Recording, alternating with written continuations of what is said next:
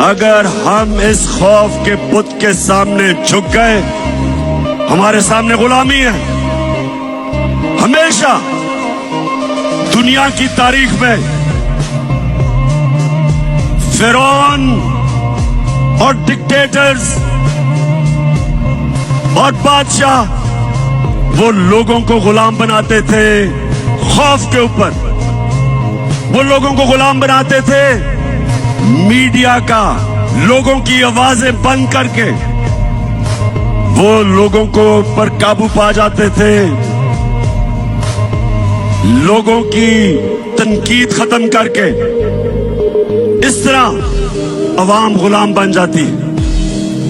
तो आज हम सब ने सबसे पहली चीज कि हम सब ने इस जुल्म का मुकाबला करना है। आज सब सुन लो, ये कौम जाग गई है, बेदार हो गई है, शऊर आ गया।